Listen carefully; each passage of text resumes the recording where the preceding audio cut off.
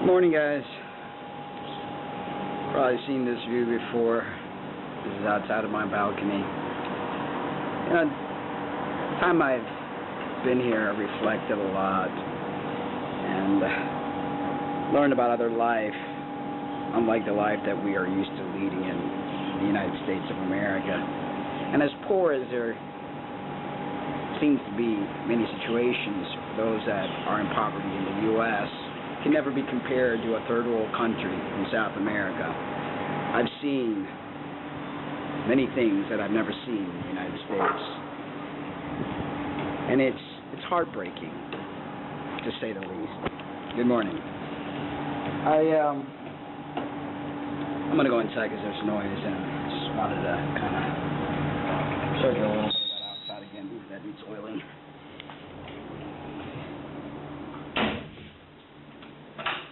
The walks that I've taken and the things that I've seen as I go on my walk, for instance, there's a lot of blind men who literally sit in the middle of a street begging for money, howling and crying.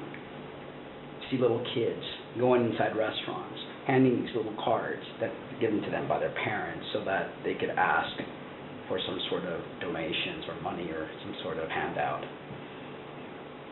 Everywhere you go, even people get on the bus asking for money. It has really opened up my eyes to a lot of things. That the world that they teach us there is in the United States, it's not the world that there actually is. My girlfriend, or my ex-girlfriend, they were very poor, but yet they consider themselves middle class. Well, the neighborhood she lived in, or lives in, is pretty impoverished, and there's a lot of crime and very dirty and things that I'm not used to.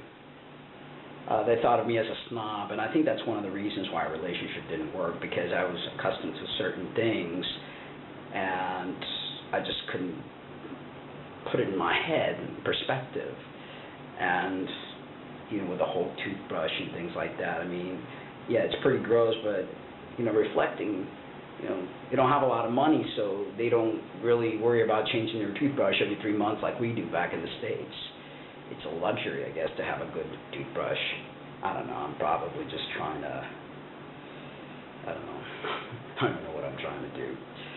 I wrote a comment yesterday on Facebook, and which I stated, I can't recall the exact word, you know, my 9-year marriage ended in divorce.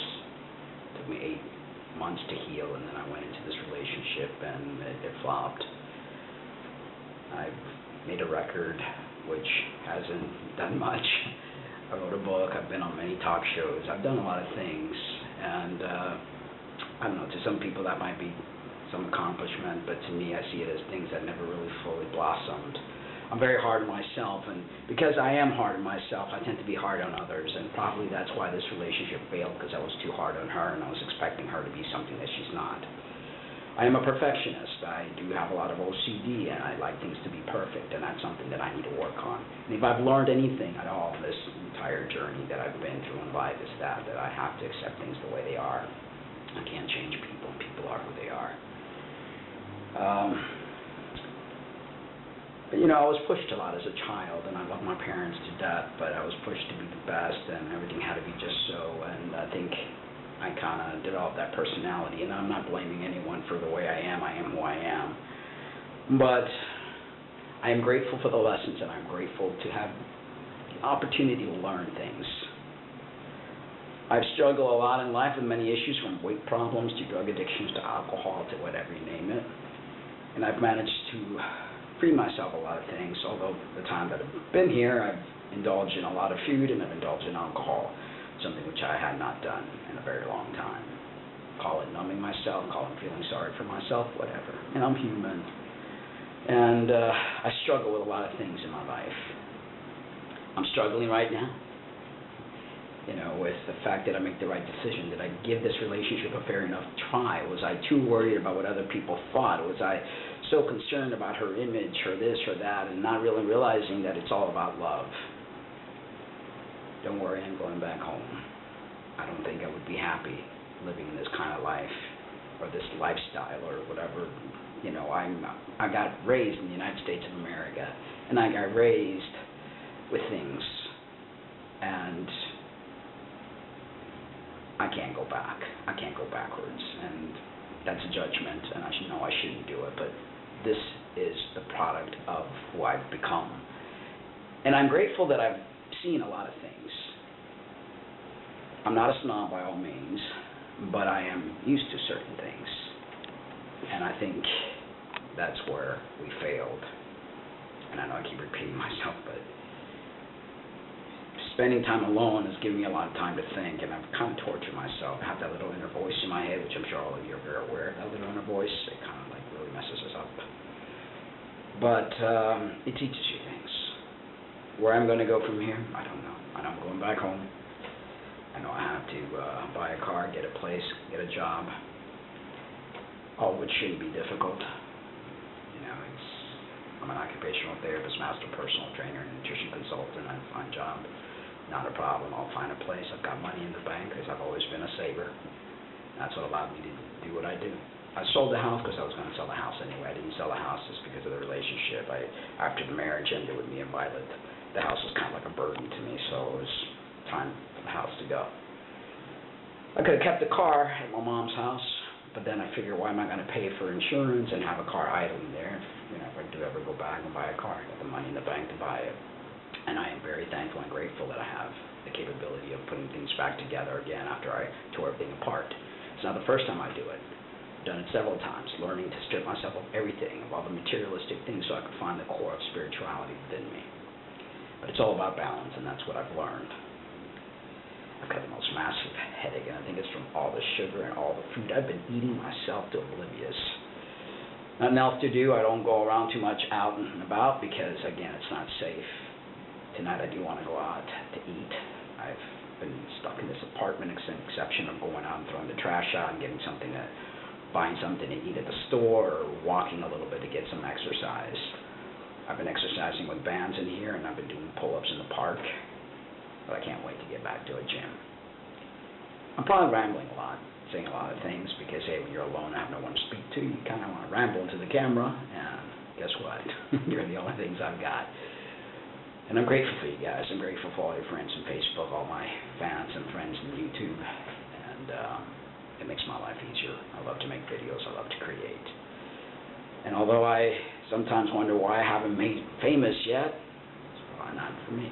Probably I'm here to help chosen few or whatever. I don't know. I don't know anything anymore.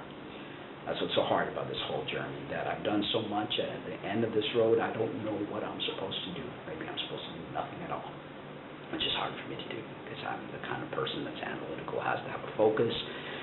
There's got to be a plan. There's got to be something to do, and maybe that's it. There's nothing to do, Mark. Nothing to do. Just be. Just be, because every single path that I've taken has always turned out to be a dead end. And maybe the answer is just be. Just be and just love. And there's nothing more. One more thing. Last night I had the strangest dreams, and I don't recall every single one of them, but it had to do with doctors and mechanics. And then I came back to my body, and I didn't recognize who I was. I woke up in the middle of the night with a fear of, like, it's almost because when I dream, I kind of astral project and I head back in, and I didn't know where I was. I didn't know who I was. It was like the strangest feeling I've ever felt in my entire life. I don't know if it's from all the stress that I've been under, all the sugar that I've been eating, but it scared the living hell out of me. For seconds, I was trying to put my mind together. Who am I? Where am I?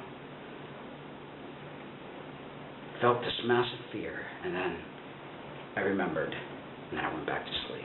But I woke up this morning remembering the vivid feeling, and it was not good.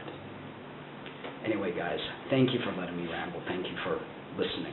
Thank you for being a friend. Thank you all. I appreciate you from the bottom of my heart. I'll get through this. I know I will. And I know my heart and mind will stop battling each other, and they'll come to some sort of conclusion, some sort of balance. And I believe that's what we're here to do, to learn to balance our minds with our hearts. In the meantime, remember how much I love you. And I know I tell you this all the time, because maybe I'm trying to convince myself of it. But remember to always love yourselves too. See you guys soon in the US. 6 more days to go. And all we have to do, yes, all we have to do is be me and you, just me and you. A bird's a bird.